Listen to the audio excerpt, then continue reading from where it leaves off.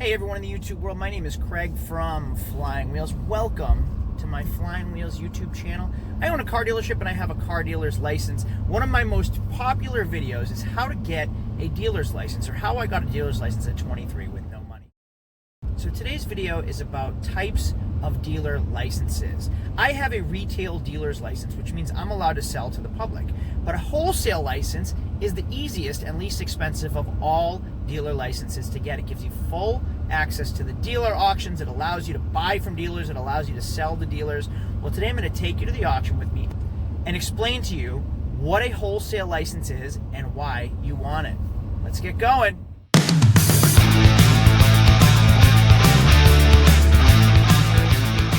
Hey, so welcome to a dealer auction. You can see there are thousands of cars behind me, and all of these cars are going to run through today, and I'm going to buy some of them, I hope. And while we're at it, I'm going to explain to you how a wholesale dealer's license works, also why it's the easiest of all dealer licenses to get, and hopefully give you some tips on how to actually get it. So I'll start by saying that a dealer auction has very restricted access. Dealers only, you can only be a licensed dealer or accompany a licensed dealer to get into the auction. So once again, I have a retail dealer's license. Retail means I can sell retail, I can sell to the public. I can buy them at auction, I can buy them from the public, I can buy them from other dealers, and I can sell them to whoever I want. I basically have an all-access pass to do whatever I want nationwide, not just in my state. So I'm licensed in New Hampshire, I've been licensed in Florida. I can go across the country and buy cars and sell cars at any auction in the country with my retail license. Now, a wholesale license is strictly wholesale. It allows you to buy and sell wholesale from dealer to dealer only. You cannot sell to the public, but it gives you access to go into the dealer auctions, buy cars. You can register a few yourself. In my state, I think you can sell 5 in a year with a wholesale license, but I believe you need to title those cars in the business name. You can't just turn the title over like we do. So when dealers buy cars, typically we don't register them or title them in our names. There are reassignments on the back of the title that says dealer reassignment only. When you, as a public person, trade in your car, a private owner, trade in a car to a dealer, you sign the back as the seller. Then we sign it as a purchaser, and we can reassign it to whoever we sell it to, whether it's another person retail or whether it's another dealer at auction or wholesale. And that's the difference between having a license and not having a license. When you're selling unlicensed, you're doing it illegally. You're either not putting your name on the title and you're title skipping, which in a lot of states is a felony, or you're registering the car yourself, you're paying the taxes, you're paying the title fees, and then you're turning it over for someone new to purchase and title in their name. Well, we don't have to do that, so it saves us the time of going to the registry, titling a vehicle in our name. We just sign it over to the next purchaser. And we as retail dealers can do that, and wholesale dealers are also allowed to do that as long as they're selling it to another dealer. Well, why would somebody want a wholesale license? Well, I'll tell you, number one, it's a lot easier to get. The requirements are fractional compared to what it takes to get a retail dealer's license. My father has a wholesale license and he does it from his home. He's licensed out of his house with very minimal requirements and hoops to jump. Still having full access to all the auctions nationwide, he can buy cars for himself to add to his collection, or he can buy cars that he wants to drive temporarily or keep temporarily and then resell them to other dealers. And there's still profit to be made selling wholesale from dealer to dealer. Why would I want to buy from one dealer and sell to the other? Well, there's money to be made still in the wholesale market. I can go out and buy cars off Craigslist, off Facebook Marketplace. I can go buy cars anywhere I want, from the public or from dealers, and I can have them reassigned to me and then bring them to the auction and try to sell them for a profit. I know a lot of dealers that make a great living just buying cars and reselling them wholesale to other dealers. They can either run it through auction, or they just know dealers in general that they'll call and say, hey, I have a car for sale. This is what I need to get for it. Would you be interested? Let's take this Corvette behind me, for example. Now, this is a really hot item right now, and the market's high on Corvettes. So we can go on Facebook Marketplace, we can go on Craigslist, we can buy Corvettes from all over the place, from the public, try to negotiate a good deal, and then bring it to the auction and sell it for a markup. And right now, a lot of toys are getting over retail at the auction, so there's no sense in even trying to sell your car on the retail market when you can get that or more just bringing it to the auction for a nice quick sale. I say nice quick sale because it really is. All I have to do is recon the car, meaning clean it, detail it, make it look good, bring it to the auction, represent it correctly, so announce any defaults, any defects in the car. That way you build yourself a name. That way people know who you are and they can trust buying from you. You don't want to lie, you don't want to clear check engine lights and run them through the auction. You want to be honest and create a good name for yourself. That way when you bring your cars through, they know you're selling nice inventory, which in turn brings more money for you. Now I say easy sale because it really is. As long as you bring the car and the title and you sell it at the auction that day, you get a check that day. So if I bought that Corvette yesterday for $11,500, I clean it at my shop, and then I bring it here and I sell it for $12,500, I give them the title. Guess what? I made $1,000 in a day on a Corvette. They cut you a check that day. No headaches and no recourse. Recourse meaning if something happens tomorrow, if something happens next week, nothing comes back on you. You don't have to finance anybody. The cars have to get paid that day.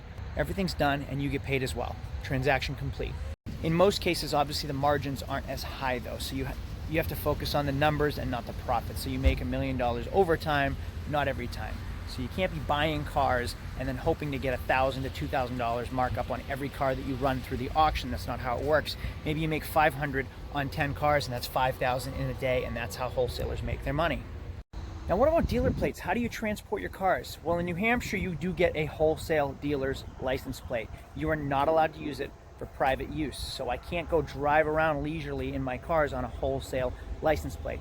They are only to drive from purchase to sale. So if you purchase it and you bring it back to your shop, if you bring it from your shop to the repair shop, if you bring it from your shop to the auction or the auction home, that's how you're allowed to use it. You can't be putting a wholesale dealer's license plate on a car that you're using leisurely as a daily driver. And then in some other states, like I think Florida does not issue wholesale plates to dealers. So that's the drawback of having a wholesale license in certain states. You don't get a dealer's license plate.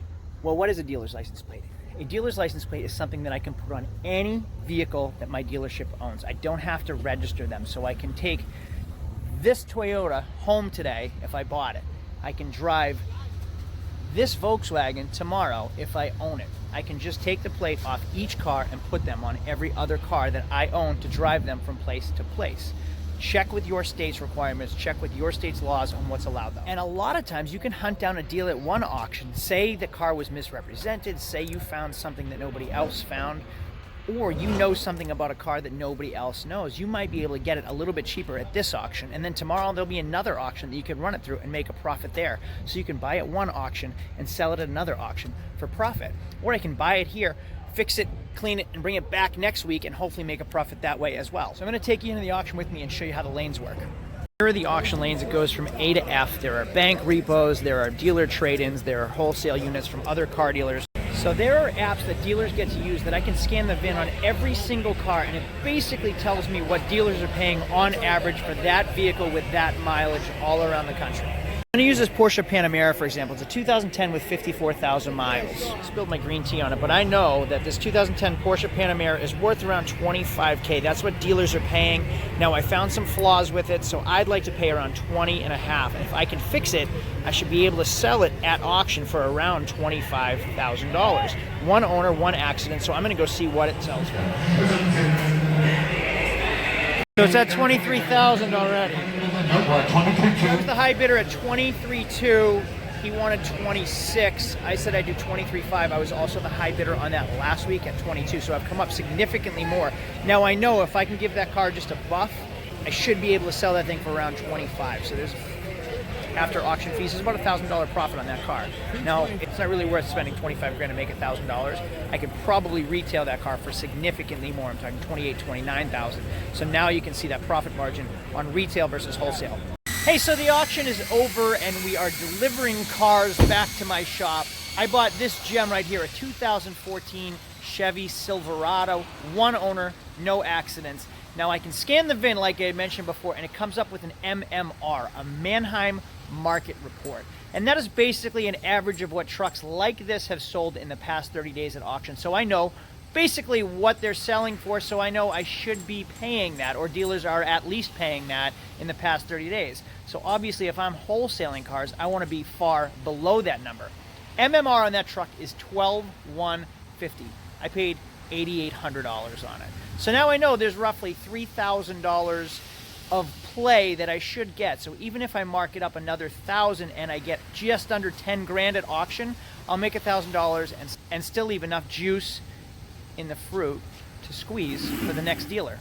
Now the market is absolutely insane right now. Dealers are paying astronomical prices for cars, so you really have to work hard to find a deal. So I had made a video the other day that says I'm done buying cars because people are spending too much money. Well, my job is to buy and sell cars, so I'm going to continue to buy and sell cars. I sold 6 wholesale this week, so you just have to hunt harder. So I started looking harder for cars to sell that I know roughly what they're going to sell for, and I can wholesale them to other dealers because they're paying close to retail for cars. So this week I sold this 69 Nova. I paid $4,500 for it, and then I sold it at another auction a week later for $6,500. I sold this Expedition. I took it in trade for $1,000 and I sold it at auction for $2,000.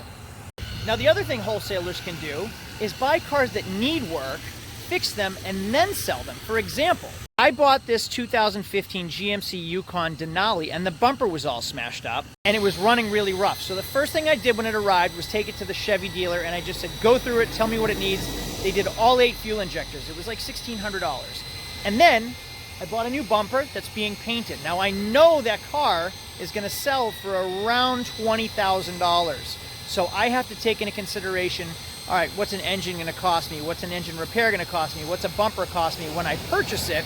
And then take that into consideration of the purchase price. So now if I have all the money into it, I do the fuel injectors, I do the bumper, I'm going to be into it for about $3,000. I paid 15, so I'll be into it for 18 to make 20. Now it's the same thing with this Camaro. I just wholesaled this week and I made about $2,000 on it.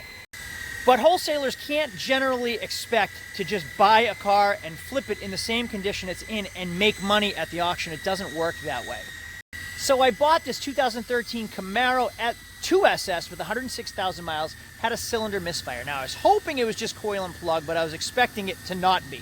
It wasn't. It was lifters and it was a whole bunch of work. So so when this arrived, went straight to the Chevy dealer again. I had them go through it. $2,800 later, the car runs perfectly. Then we detailed it here, paid $9,800 for it. I spent $3 on it, so I'm into it for $12, and it sold at auction again for $14. So I made $2,000, putting a little legwork into this one and flipping it back wholesale. Now I'm going to give you all the examples I use when I'm turning things wholesale or when I'm selling things wholesale. I bought this 2009 Jeep Wrangler. It needed an engine.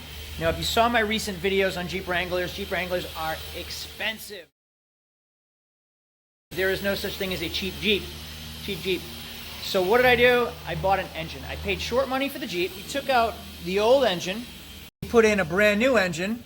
Now I have a Jeep Wrangler that I paid short money for because it needed an engine that I can resell with a brand new engine and make some money. Now I can wholesale that at the auction because Jeep Wranglers get crazy money at the auction. So let's go back to this truck right here. This 2014 Chevy Silverado is an awesome looking truck, but it's ugly with those racks and boxes on it. So it's a one owner, it's no accidents, but it's kind of ugly and work truck. It has 200,000 miles on it, but I know from reading the history that one owner, no accidents, and work racks on it, it was probably driven like a contractor probably drove it regularly all highway miles because the truck is absolutely mint. So all I'm gonna do is clean it up, remove the boxes, remove the racks, sell them both separately, and then wholesale this truck for a profit. So we're back at the auction, started pouring on us. I'll show you a couple of the cars that I bought today, how I got my prices, and what I expect I should sell them for. So this is an 07 Chevy Avalanche LTZ. I paid $8,000 for them. Now I know I've sold a bunch of these for $12,000. That's after repairs. So I'm gonna have $1,000 to $2,000 into repairs if I want to retail it. Retail means sell it to the public. I know by looking at the numbers that I can wholesale this. I can sell it to another dealer for $85,000 to $9,000. So if I sell it for $9,000, I should be able to make $1,000 just wholesaling. This is a 2011 Ford F-150 Crew Cab XLT with 141,000 miles. I also paid right around $8,000 for this one. I just sold a 2010 STX, which is like their base model, with 152,000 miles for $10,000, like with no problem. So I know right off the bat, if I want to retail this thing, I can sell it for $10,000. But realistically, I know that it's worth more. So if I'm going to retail it and put the time and money into it, I'm going to try to get all the money for it. But if I want to wholesale it, I can just clean it up, make it look presentable, run it through auction for a smaller profit. And I bought one more car, but I'm not going to show you what it is. You're going to have to follow me You're gonna have to watch my final R8 video to see what my other car is that I bought. So like I said, to get a wholesale license is a little bit easier. There's a lot less hoops to jump through. You can do it from your own house in most states. Retail license, I need a lot. I need special insurance. There's a specified size building you need to have a retail license. There's all kinds of stipulations. Wholesale's a lot less strict because you're only selling dealer to dealer. Now's the magic.